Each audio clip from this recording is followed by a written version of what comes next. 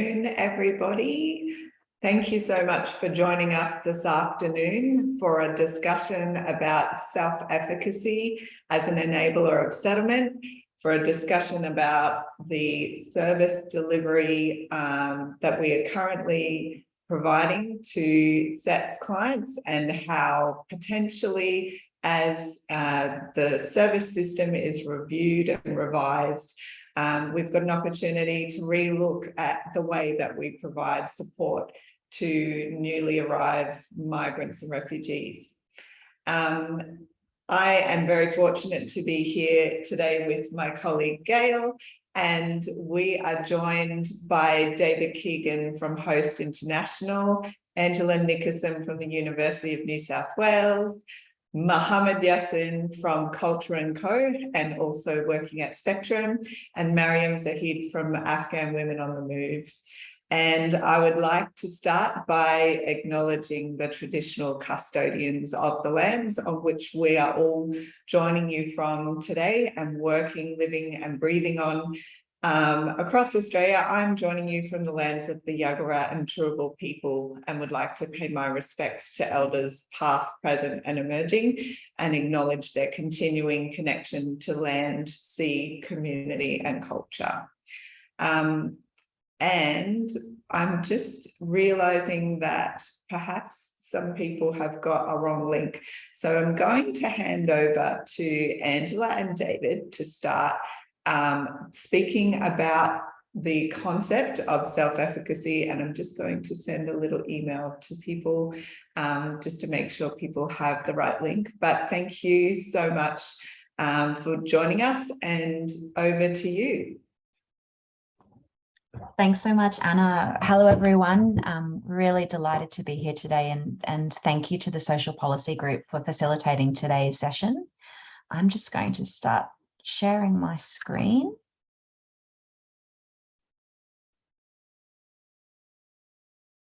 Okay, so today we're talking about the topic of whether self-efficacy can improve settlement outcomes for new arrivals, and how can we do this? And this conversation is, is something that I think is really important, and something that we've been talking about for a while, taking both a research and a practice lens to this question. So we're going to start off today. I'm going to talk a little bit about the concept of self-efficacy and some of the research that we've been doing at UNSW in collaboration with Host International to better understand self-efficacy and its relevance for refugees and asylum seekers. And then I'll hand over to David to talk about the more practical aspects of this discussion. So to start with, what is self-efficacy? Self-efficacy is a psychological construct, and it really, the definition that we see here is that it involves an individual's perceived ability and capacity to execute the behaviours necessary to produce a particular desired outcome. And I think what we're really talking about when we talk about self-efficacy is the extent to which a person feels that their actions influence the world around them. So we've focused specifically on self-efficacy in this discussion because it's a really important concept, but it's also important to note that it's closely related to a lot of other psychological processes, things like self-agency, confidence, hope, and optimism. And while we're focused on self-efficacy today, we're not suggesting this is the only or most important thing, but it's definitely a starting point when we can start to think about how psychological processes might be important in settlement. So there's been quite a lot of research done on the concept of self-efficacy over the past couple of decades, but the vast majority has been with non-refugee groups. And these studies have taught us that there are particular things that people with higher self-efficacy show.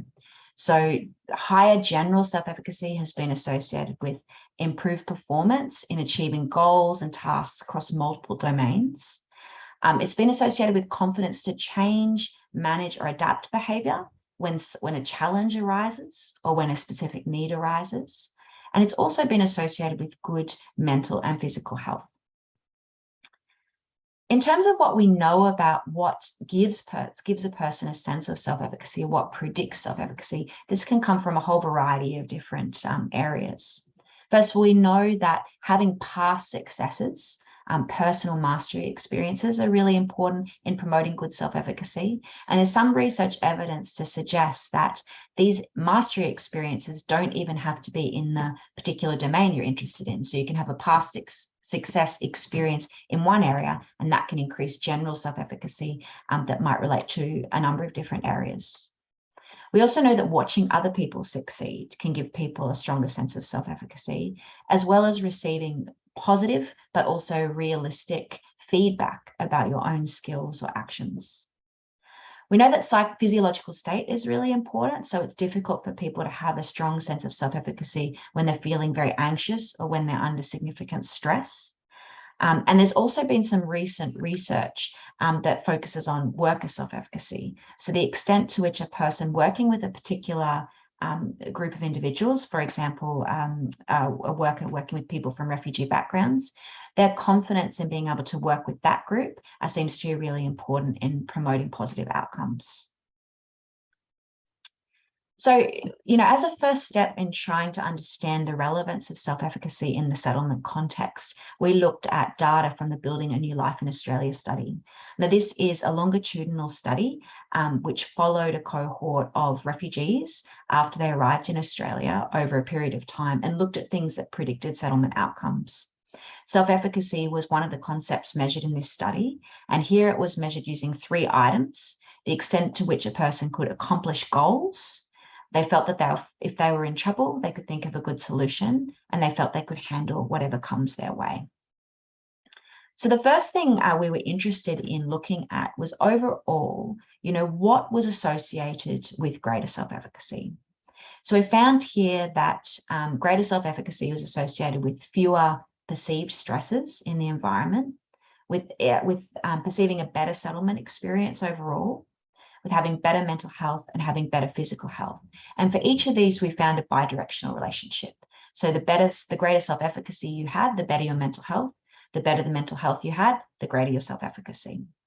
Interestingly, we found that a higher sense of belonging and welcome upon arrival in Australia was associated with increased self-efficacy over time, and that was unidirectional, again pointing to that importance of the reception people get when they first arrive in terms of promoting their feeling of self-efficacy as they moved forward. The next thing we were interested in looking at was the extent to which self-efficacy was predictive of settlement outcomes across different settlement phases. And here we found some really interesting findings suggesting that self-efficacy seemed to be promoting different kinds of outcomes at different settlement phases. So within the first 2 years following arrival, we saw self-efficacy upon arrival in Australia was associated with increased integration 2 years later, increased knowledge about how to navigate the environment and systems and infrastructure, more community involvement, a better English proficiency, an increased likelihood in engaging in study and training, and increased likelihood of being in paid employment. So self-efficacy at baseline was associated with a whole host of different outcomes 2 years later. When we look at self-efficacy in that midterm period, so people's self-efficacy 2 years after arrival in Australia, we saw that this was associated with increased integration over the longer term, increased community involvement, and greater English proficiency. And this really points to self-efficacy as a potentially important target at all stages of the settlement process. Next, we wanted to understand amongst people from refugee backgrounds living in Australia, what were the things that predicted increased self-efficacy, because it does seem to be a process that's associated with better outcomes. So how do we actually increase it? What we saw was that people with better English proficiency when they arrived in Australia and greater knowledge to navigate the environment saw increases in self-efficacy over the following 2 years. And at 2 years after arrival, we saw people who were more socially integrated in the environment and who were in paid employment saw increased self-efficacy over the subsequent 2 years in that medium term. And these point to potential areas that we might want to focus on both in the early and midterm period to improve self-efficacy. So one thing just to note here, self-efficacy, and we're talking about it as a psychological process, an isolated psychological process, but of course it doesn't exist in a vacuum, and we know that it's very, very much influenced by the external environment an individual lives in. So we know, for example, that self-efficacy is diminished by poor mental health and high levels of perceived stress. So for people to actually be able to access and draw on self-efficacy, they need to have the kind of conditions that allow them to do so. So it suggests that alongside this focus on these internal psychological processes like self-efficacy, it's really important to also consider sort of systemic barriers and specific stresses and how these interact with self-efficacy, and to address these in a structural level. Also, it suggests that support services can help by facilitating confidence building and skills to navigate the systems that are available in terms of providing information about the Australian context. And it seems to be bidirectional. So building self-efficacy can be helpful in improving capacity to manage stresses and challenges, but we need to be looking at both these external factors and internal factors at the same time. Okay, I'm going to hand over to David now to talk about self-efficacy and the role of settlement services. Thanks, Angela, and hi, everyone.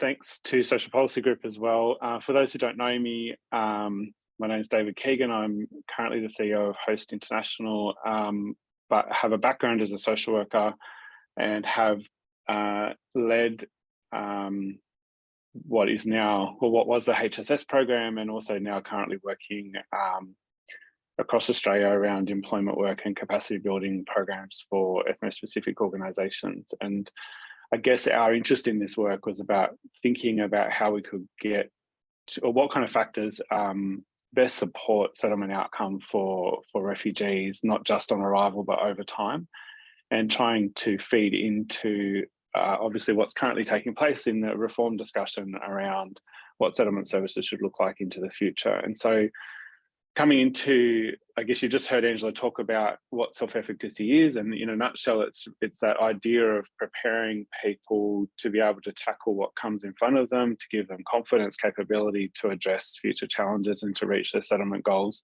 I guess obviously the question now is, well, how do we do that in a settlement context where there are limited resources? Now, one of our observations, and we point this out in the report, is that the settlement work in Australia is currently contracted in a way that incentivizes task or output rather than capability or outcome. And so one of the principal suggestions we make in this report is that we actually need to reframe the way that settlement contracts work so that we're incentivizing the right things. And as we all know, we're spending a lot of time on administration and tasks that I guess we need to question whether they're producing the outcomes that people need as they settle into a new country. And we would also advocate for there being more discussion around the reasons why people need settlement support and what things are needed to be able to connect people back into the kind of information and support that they need to be able to set up a new life in Australia.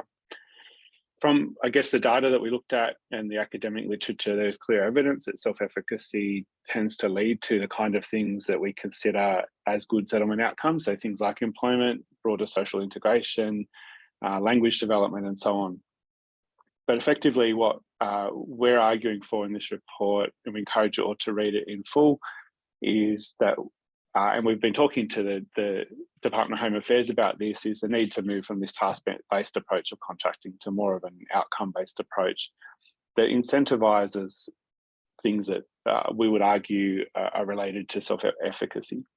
But as Angela pointed out, self-efficacy is not the only piece, but we would argue that it's a critical psychological process that supports settlement.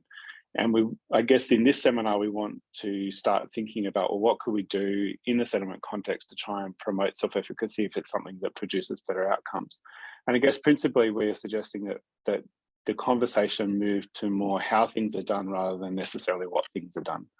So to pick up on that task-oriented approach, we think at the moment there's a focus on if you do X, Y, Z, you'll get good outcomes, whereas we would say the focus needs to be on, are we actually building capability and confidence to be able to navigate, but also dealing with the systemic issues that exist in the system that create the stresses that Angela was talking about.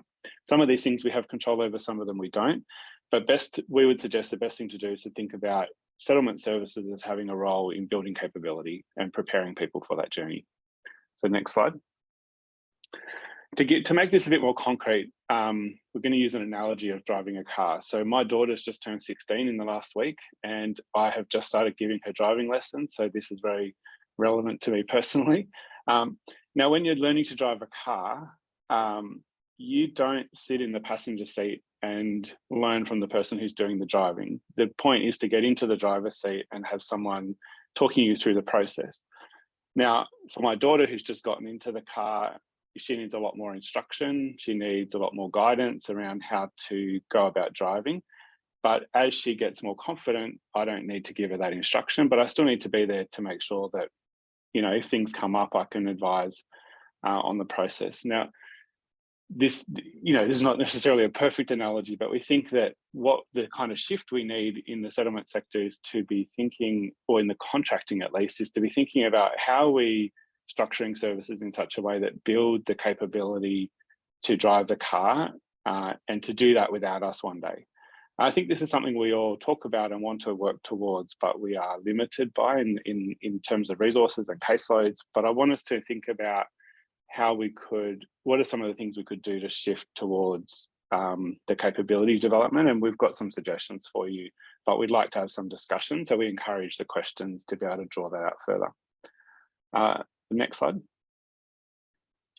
So in the report, we summarise 4 areas that we think are worth focusing on in particular.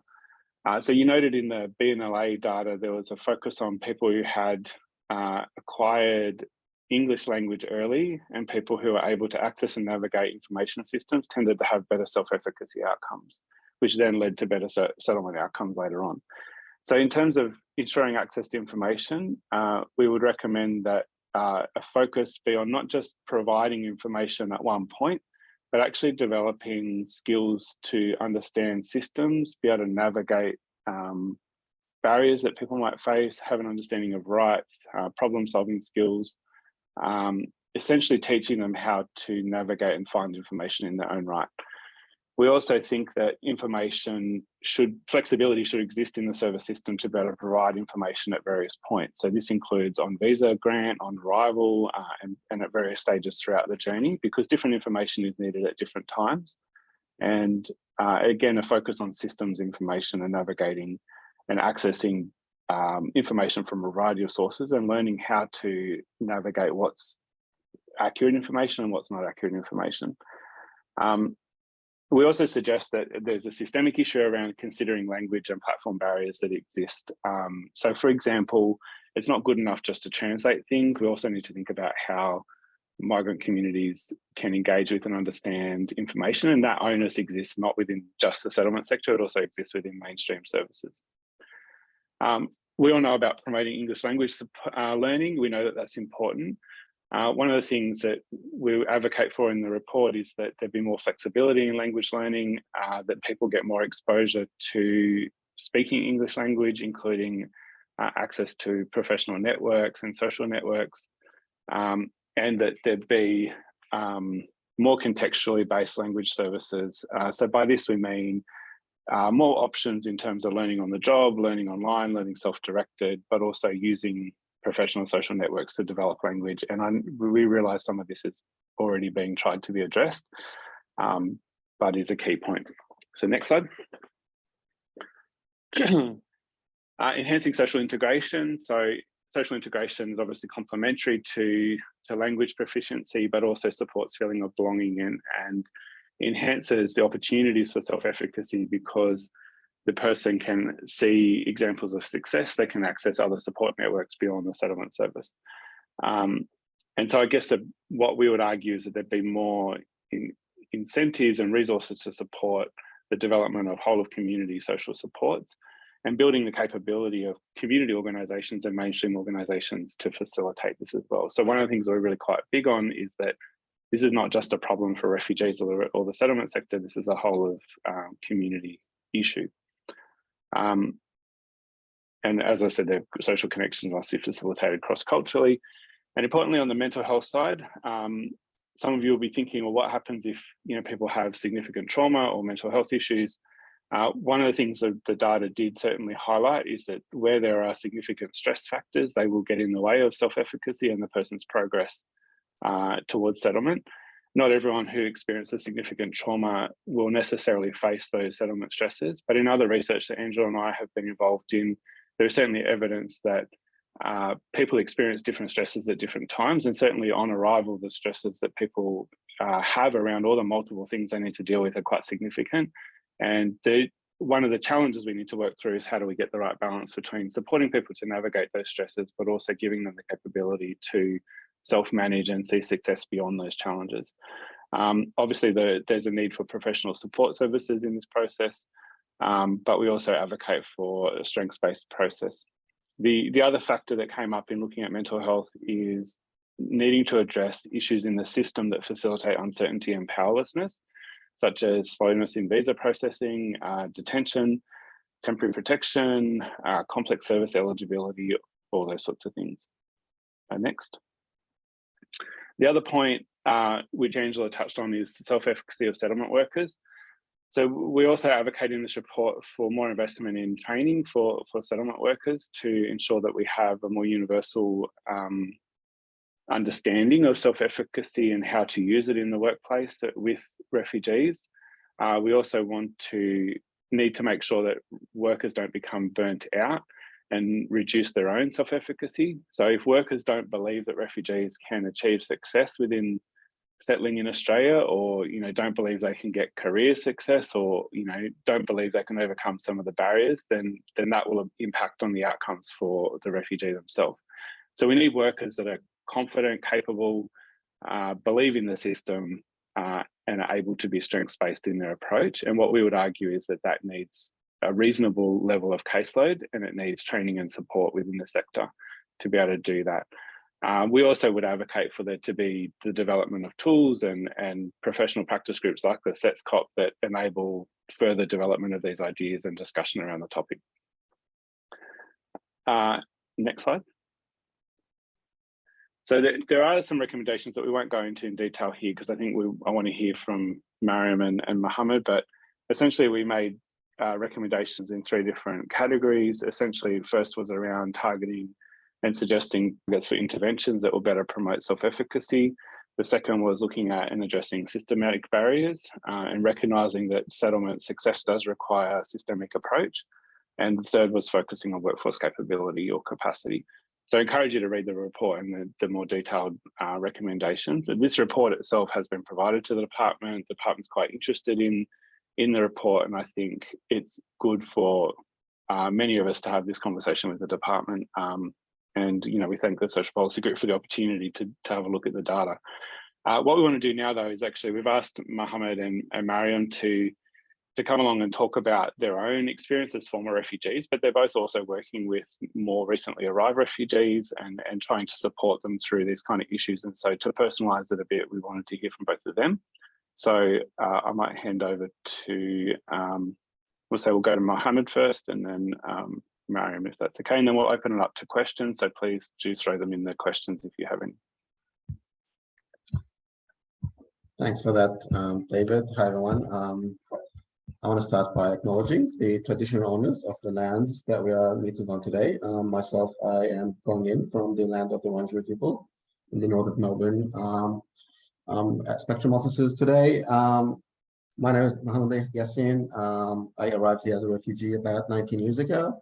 But I want to start with a kind of an anecdotal story around language proficiency, because many of us people work in the settlement space are seeing refugees come to our country with 2, 3, 4, sometimes 5 languages. And then when they come here and we try to teach them English, it takes sometimes years before we are able to have enough English capacity built into them to be able to kind of navigate the system on their own. And really kind of take my example, we left Iraq when I was very little, and we went to Iran. And within a few months, both of my parents were speaking Farsi fluently, or enough to be able to navigate life in Iran.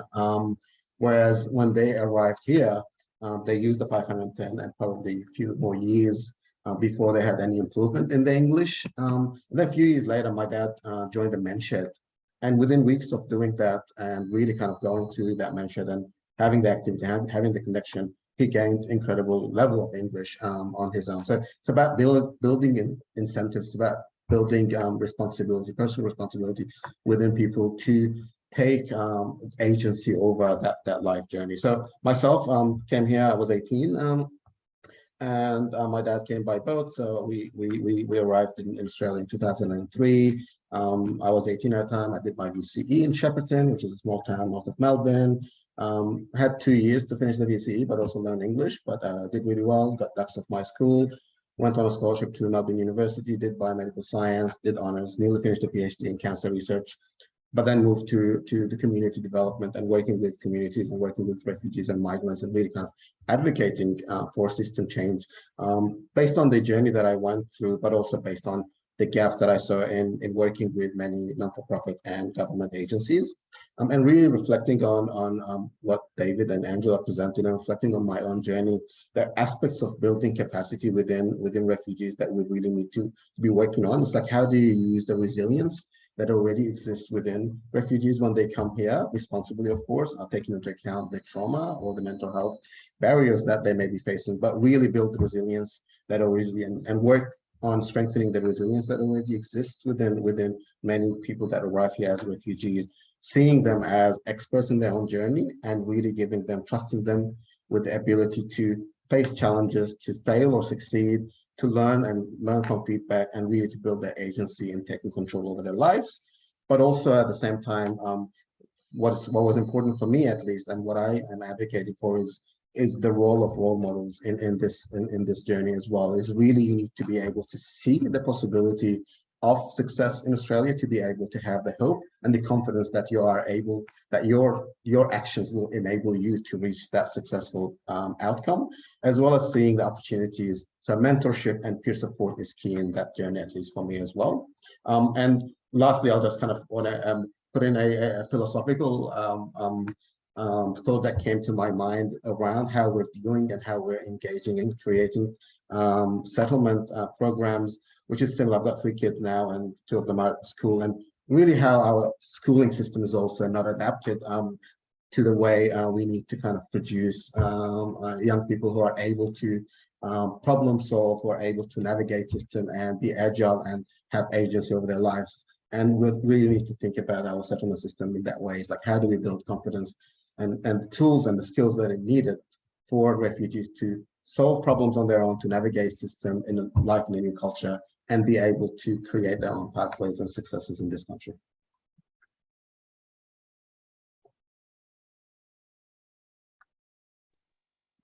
Thank you, Mohammed, for sharing that. I think it's over to Mariam now. Yes, thank you, Anna, and hi everyone. I also would like to acknowledge the traditional owners of the land on which I'm meeting you guys today, the Darek people, and I pay more respect to their elders past, present, and emerging. Thanks for having me, everyone. My journey also started from coming as a refugee at the age of 20. And when I came to Australia as a refugee and being a woman, there was a huge gender gap in terms of having a space to find yourself to begin with. I came with no prior education. When I'm saying no education, I didn't come with any paperwork to come here and translate it and get to the next step of life at the age of 20. So you can imagine how hard it was to come with no schooling experience, no language, the English language, and also I had no work experience. So I kind of came with literally nothing. But as Mohammed said, the resilience that built it in me, that the time that I spent it back home in Afghanistan and also in Pakistan, I knew that something was burning inside me, and I had to believe that against those cultural barriers, and also that systematic kind of discrimination when you come as a refugee, and there is that perception that now that you are safe and how they define a refugee or human rights for you, it was not something that I was very satisfied. Though that when I came here, I went straight to school at high school. I did my year 11 and 12, and from there to my higher education to TAFE and university. And I've worked in settlement sector or space all my career, and as a generalist worker, I worked at the Department of Housing, Centrelink, and Women's and Health. But what really got me to become more vocal and more ask for more, it was that I felt that the resilience and also because I've always I was as a worker in the settlement space, that I was the receiving end. And when I had clients and when they were coming addressing their issues, because we couldn't sometimes put words in their mouth to say that if you ask this way, things will get better for you, or if you go and ask particular organization or particular issue, things will escalate for you, or things will get done for you and more better, and you will have better outcome and impact out of it. But I felt that there was no space where you could inspire them, where there was no project that you could build that self-advocacy or that encouragement or that confidence in them. So that's how I got into, okay, how about I do something outside of these boundaries and restrictions around what I am doing as a paid worker. How about I come up with doing the Afghan Women on the Move, which I've started from, for those of you that know me, I've started it from online advocacy and try to connect with women, especially with women, but with the community from the angle that there is a trust. I understand you, and when you tell me I'm already in the system, I can go and speak for you guys. But the more we spoke about it, the more the conversation has become serious, and that's how I felt that there is need within the settlement sector or within the system addressing refugees issues that don't just focus on the end, on the site where you just respond to a crisis or to respond when the client comes and knock your door to get their Centrelink done, to get their Medicare done, or to get to enroll their kids to school. They're more than that. The refugees they have more commitment, they're more aspiration, they're more dreams. All we have to do is to kind of explore that and give them time. I would, from what I have experienced from working on the Afghan refugee employment project, that a lot of times it's good to be a little bit, to sit down and take it slow, to understand and direct them to the right path. It may take a little bit longer than rush and hurry up things and get them kind of all over the place. Because from also that goes to my experience that I have studied 5 different sectors. I'm an accredited health counselor, I'm accredited teacher's aide, I've studied art, I've studied community development. It was all based on, if you do this, things will get easier for you, Mariam. You will become a good mother if you be at school from 9 to 3. If you study health, because of my own post-trauma experiences, I will heal faster. But that really backfired when I studied and spent thousands of dollars. And when I went to practice that career path, it really wasn't me at that space, because I didn't have mentor and I didn't have somebody to sit down with me to give me that career advice. I've lived now in Australia for almost 23 years. It only past 5 years that I really felt that no, until I don't go and explore and challenge and take risks at my own cost and at my own space, things won't change.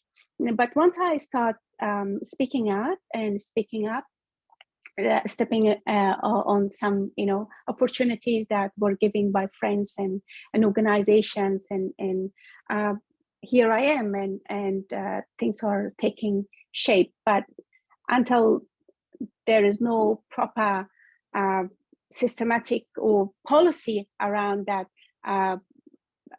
prevention programs or self-advocacy for the refugees, things will be very slow. And I don't want another Mariam to come 23 years later and say, I struggled for 23 years, because we can do much better.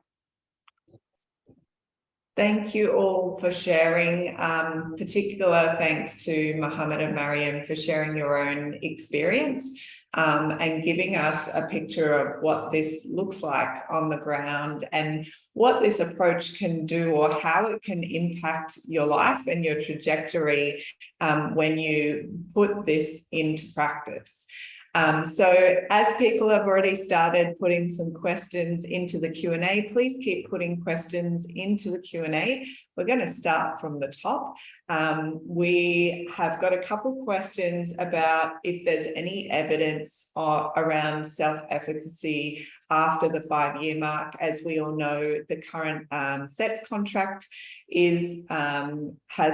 works with people who have been here less than 5 years.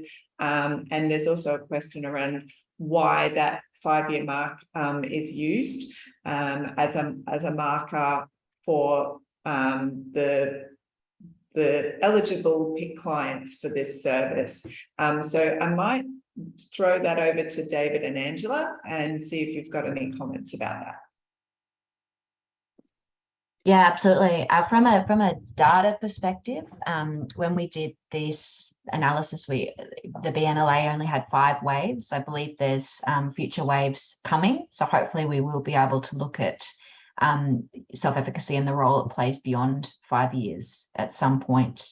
I might hand over to David for the second part of the question. Yeah, I think that's a hard question to answer. The other one, but I mean, as many of you know, the government's considering the 5-year timeframe at this point in time and has accepted submissions. My understanding is that it was somewhat arbitrary in deciding on a period of time that people should be able to settle and integrate with mainstream services. But as we know, those services sometimes need to go beyond that. I think what we would be advocating out of doing this is that the focus should be less on arbitrary tasks or timeframes and more on settlement competency as a way of framing it. And so, I think we, as a sector, need to also be leading conversations with the department to say, actually, how can we, I guess, offer suggestions of things that can be measured differently, rather than just measuring a whole bunch of tasks. So, one of the representations we've made is to say, measuring a bunch of tasks for what purpose? Should we not be putting more effort into whole of community engagement, encouraging mainstream services to take responsibility? Some of this depends on what they decide to do with the 5-year timeframe, but I think that's a piece that's currently up in the air. Absolutely. Thank you, David, and totally agree. If we want that changed, we need to offer suggestions of what the alternative looks like to the current boundaries of the contract. What else can it be? And how can we work within a level of boundaries? What are the different boundaries? The next question is around post-COVID. A lot of settlement services are transitioning back to face-to-face support in an effort to be more equitable in supporting their clients. However, other government essential services strongly pushing for online processes and providing their support only in that online manner, meaning that some people are left potentially without support. So it comes across as a sink or swim type of situation. So how does this research highlight the need to hold other mainstream services to account to still be providing equitable access to services? I might jump in on that one and then see if Mohammed or Mariam or Angela want to answer anything. Look, I think what I'd say at the outset is we're absolutely not advocating for a sink or swim approach, just to be clear. And I don't think the person asking the question is suggesting that either, but I want to be clear that we're not advocating for that at all. What we're advocating for is a deeper understanding of why we need settlement services and what the gaps are that we're trying to help refugees with in moving into a new country. And what the self-efficacy research would suggest is that both the academic and the BNLA data is that the principal struggle initially is making the social connections that set up your support network and information networks, and the other is navigating and understanding systems and information. And part of that is actually about the broader service system, not just the settlement system. So I think as a sector, we need to be better at articulating that settlement is not the sole responsibility of settlement agencies. It's actually a whole of community process But settlement agencies are the specialists in connecting people in that initial phase into the broader system. And so the research would, in my understanding of it, articulate that our job, therefore, is to resource people with that information and the confidence and give them real-world examples of how people have navigated through those situations and extend their support network beyond the professional services. So part of the reason for social supports, for example, or getting into employment is that it broadens people's access to information and resources and enables them to have a support network beyond us as settlement agencies.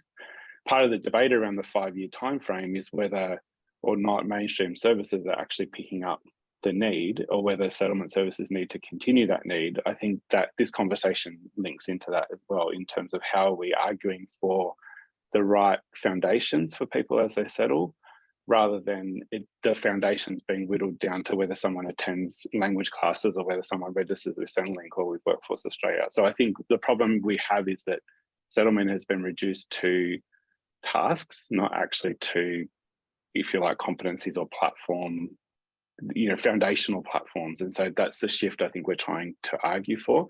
The challenge is how you work with governments around contracting that in a way that gives them the measurable outputs that they want. But I think we have a role as a sector in trying to show up to that conversation and offer suggestions that I think go beyond the 5-year argument, so to speak. So hopefully that kind of explains it, but I'll open up to my colleagues to see if anyone else wants to have a go at that one. Yeah, if I may add here as well, would they clients having access to information through settlement services or broader platforms or wherever else that it's focused on refugees? If we don't, and I'm speaking for myself as well, when I was refugee, just depending on information from elsewhere, there was not quality information. There has to be quality information, so later on it doesn't get blame on your behavior. Because we have seen it post-COVID, and I've been in contact, in a settlement contact with a lot of community members, and especially for women, that there's not quality information on a specific issues or on issues. And then when they lack to self-advocate or to reach to the what they want, the system will blame on the behavior of the community or particular a group of people in the community. And that's really discouraging within the system for communities to kind of look from the survival to thrive. Maybe I also add a little comment, and here also I speak on behalf of myself as a person with lived experience, but also kind of reflecting on my current position working within an organization that delivers settlement services, Spectrum Migrant Resource Center, and also working as a consultant and board member in this space for a number of years. First of all, I want to say is that, as David says, we should look at settlement not just as that small influencer of people's life and communities' life, because the role that settlement is playing, not just on an individual basis, but on community level, is huge.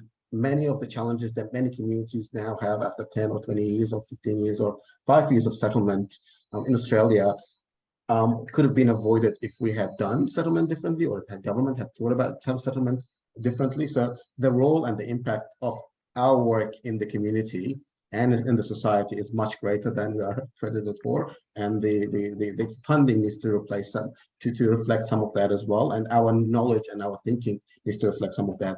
And I really want us as settlement sector to think of ourselves as not just recipients of services or of funding, but partners in this. Actually, we need to be the leaders in thinking and redesigning this space, rather than just waiting for government to initiate that and give us the new model and the role of the social policy group is crucial here.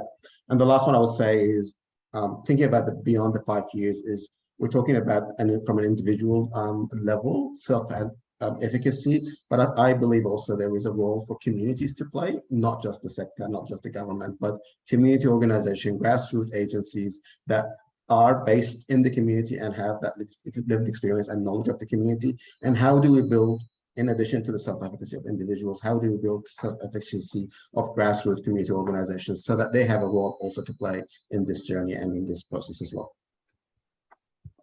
Thank you, Mohammed. I think you've actually started to answer the next question, which is in the chat there, which is kind of talking about that a lot of migrants and refugees come with the self-efficacy, which is kind of the story that you were sharing earlier of your parents. However, upon arrival, something about the way that the settlement service system is working, they might kind of lose a bit of that sense of self-efficacy. And due to the reliance on funding bodies and working within policies and contracts, there is a bit of pressure, I guess, on the settlement sector to work certain ways. So the question is, what do settlement support services need to do to influence policy and funding bodies to implement a self-efficacy model, and what arguments can be made? So I guess perhaps I might start with you again, Mohammed.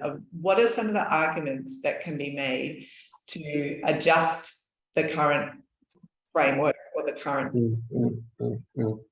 I mean, I think probably I'll just repeat that the answer is, first thing, as settlement providers and as the sector, I believe that we need to take more leadership in, and there's a new government, so that there is room for that now, to take leadership around thinking about what works and what doesn't work, and really talking about the frontline workers. There is so much glue between all of the things that they're reporting on that they don't talk to anyone about because it's not reportable, and get funding for it. But it's actually that glue that really makes the difference between a successful client and a successful community member having a successful outcome, and not so really kind of going deep and understanding what is it, the things that we do that works, that are really important, versus the things that we're just reporting on to get the funding envelope. So that's number one. Number two, really, for me, I mean, CRISP is a new model, and the government is trialing a new system, trying to really think about how do we engage communities and community organizations in having a coherent workforce around the refugee and the refugee unit and the family unit and the community unit, so that they have a successful journey. So whether it's funded program, but also whether it's some agency to community organization to be part of that journey, peer support, mentorship, and other means of support that is community-based, that could be part of this redesign as well. Thank you for that. David, did you want to add? Yeah, can I just add to, I want to reiterate Tem's comment that refugees do come with all the self-efficacy, and certainly the research doesn't say that it's something you need to develop from nothing. It's about whether you can grow it or whether it gets reduced. And what we would suggest is, or what we found is, that where it is fostered, it grows, and where people come up against barriers and stresses and get disillusioned, it diminishes, and settlement outcomes diminish accordingly. So, and I think we all know this story, but what we want to, or what I want to encourage us to do, is to think about what can we do within the parameters that we currently have to focus on capability building and confidence building, but how can we also be advocating for the system, and particularly at the moment while the government's considering settlement reform, to actually get a better way of doing things that actually puts the resources where it needs to be. Thank you. Mariam or Angela, did you want to add anything to that one? Yes, I'll answer this one from a gender perspective, that if we're looking at women within the 5 years of their arrival, and a man come in within the 5 years of arrival, and if a woman gave birth to two kids within the 5 years, right, she's isolated at home, she's at home, and that's why my previous comment was that sometimes when that women come to me or to you guys, and I've seen thousands of them, and I'm not say thousands, there are thousands of them, we kind of blame subconsciously that, why this refugee woman is not doing what she was supposed to do, and all the services were available for the first 5 years. She still don't drive, she still never work, she didn't study English, never went to speak English and all those stuff. How do we address that? When we going to ask that question from our the system and the funding bodies and the decision makers, then how do you address the women issues within the refugee resettlement process? How are we going to help the women when they come after both kids? I mean, a lot of them have more than 2 kids, after 3 or 4 kids, 5 years. How do we address those women, and why do we have to put a time limit to when you can start doing and learning about your rights and dreams and all of that? I've started at the age of 43, so why another refugee woman cannot do it at the age of 35? Thank you, Mariam. That's great.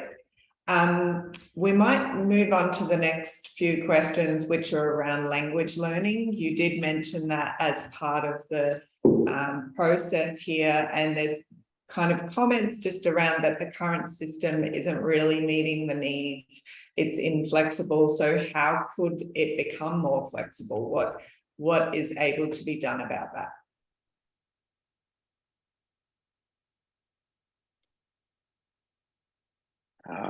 Maybe I'll start. I think to start with, I'd have to say that in our experience, providing support to refugees nationally, it is very different in each region, depending on who the provider is and their particular approach. And I do know the department is keen to see a more flexible approach implemented. I think what I drew from the research was that language needs to reflect, needs to not get in the way of people learning information and accessing social support. And so in order for that to happen, it has to recognise that some people need classrooms, some people need on the job, some people need self-directed. But I think the biggest thing for me was reinforcing the need for informal language learning as being also a really important factor. So, you know, there was a lot of correlation between building cross-cultural social networks and professional networks and the language acquisition process, and that leading, you know, in a strong correlation between language and employment outcome. And so, and that's a piece that Angela and I are doing further research on to try and understand better.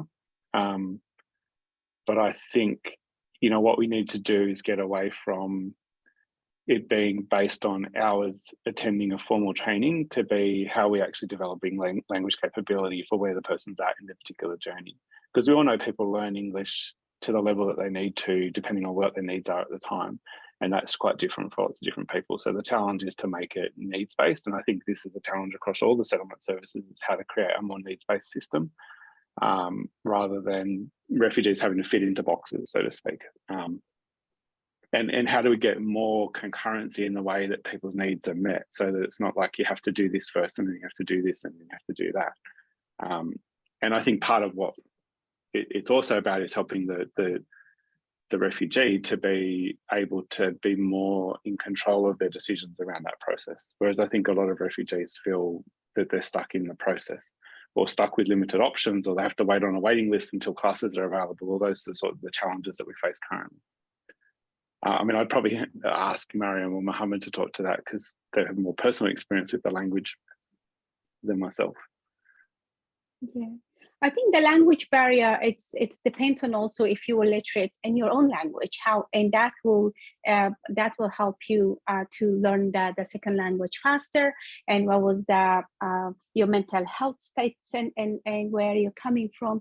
These are all big factors in learning another language, and then adds to on your skills to comprehend information, and how do you access informations, and how are you going to use the language. So there's few factors when we're talking about the language. A lot of people speak English and to some extent, but they lack in so many other skills that they cannot learn, they cannot ask their questions, even they know the language. And that was my frustration when I was at the receiving ends, and was when the clients were coming and talking about their issues, but they didn't have that skill from the cultural perspectives and lens as well, that they couldn't ask for their rights, they couldn't ask for more, they couldn't ask for what needs to be done for themselves. And that adds to the outcome and impact of our service delivery. And again, looking at the gender imbalance here as well, that the women are less in this space to use their voice, which is the language here as well, to ask for what needs to be done for themselves, for their homes, for their kids and community.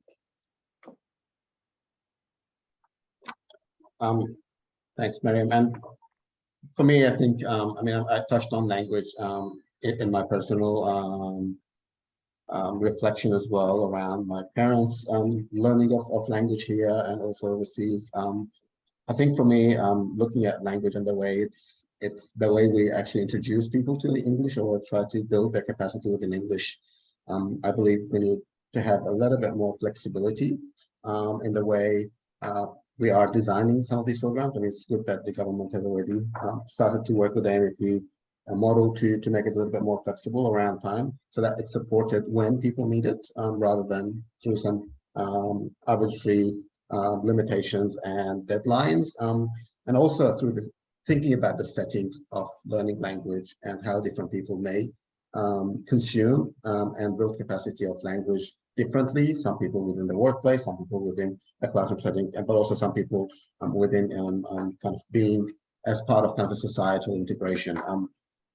To me, also language is a chicken and egg thing, and when you get it right, you get a positive feedback loop and you get exponential growth in that area, because language means you're more confident and you're more able to interact with the system. And the more confidence and the more interaction with the system you have, the better language you will get. So it's our role is really to help people just hop onto that positive feedback loop. And what I wish we could get to is language becoming and language proficiency becoming like a byproduct of the employment or the social connection and integration and the networking that we create for people, so that we don't actually need to invest as much in language and get people to stop all of their lives because they haven't got the language levels yet, but really to get them to enjoy life and be integrated and use and be part of the system, while at the same time they're receiving our support, but they could on their own build their own capacity in using language and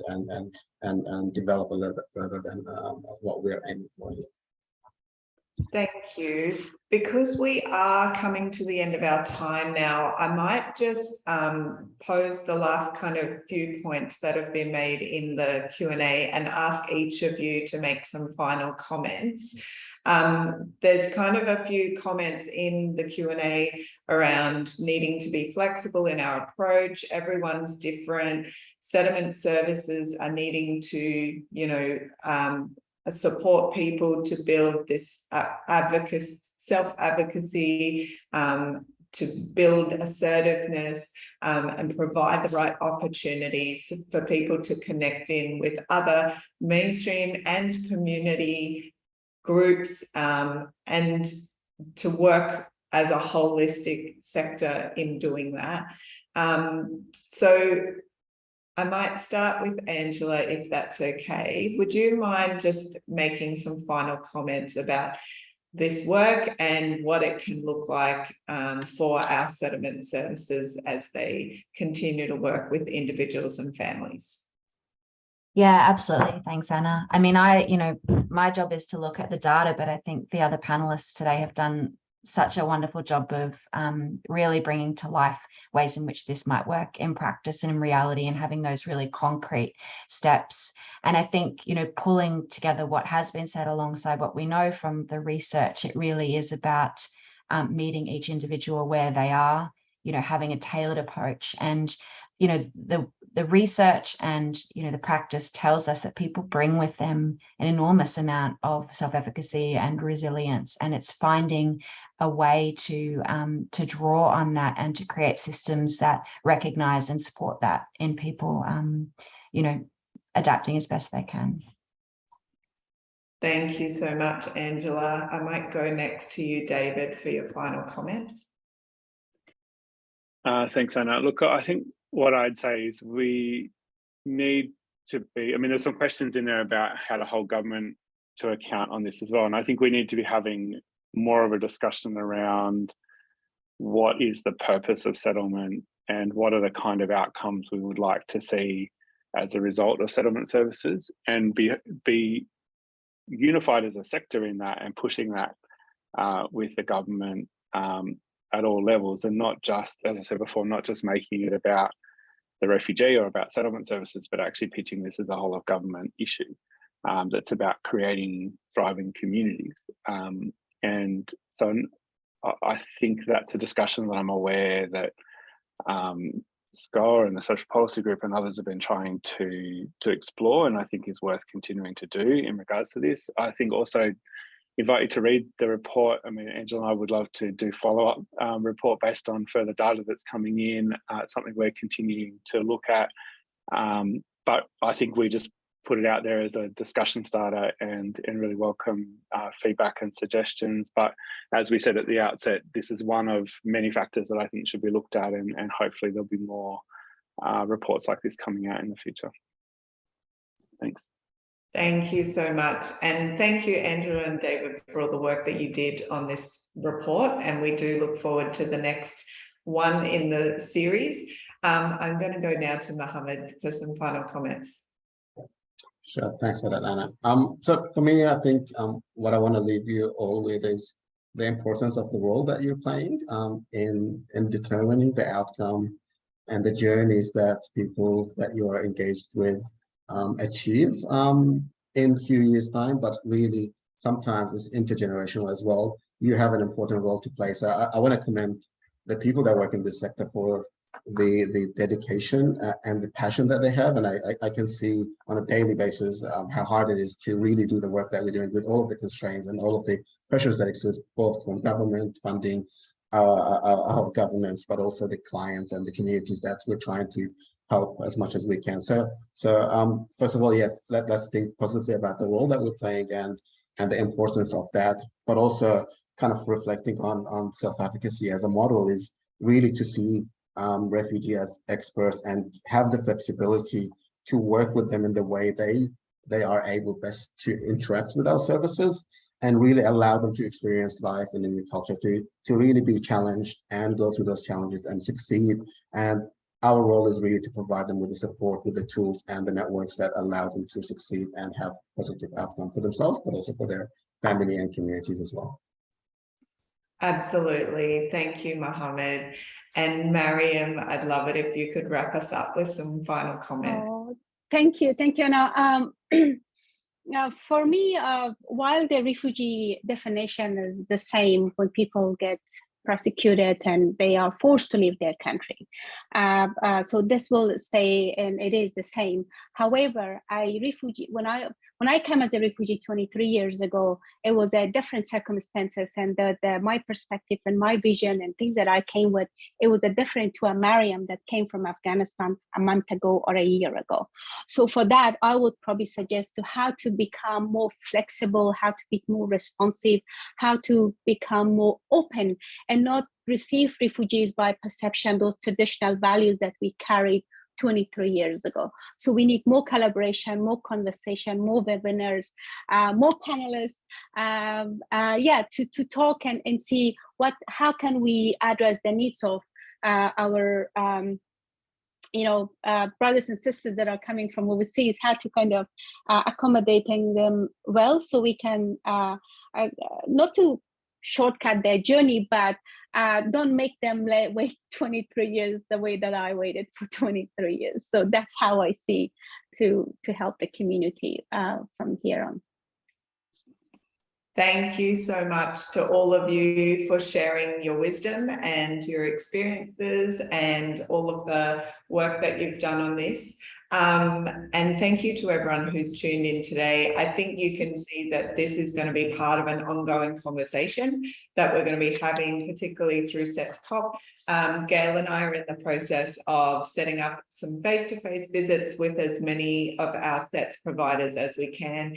And this is definitely going to be part of that conversation that we have as well. I do just want to mention, I've just put in the chat the link for tomorrow's webinar that we're having, which is on a different topic with the Forcibly Displaced Peoples Network.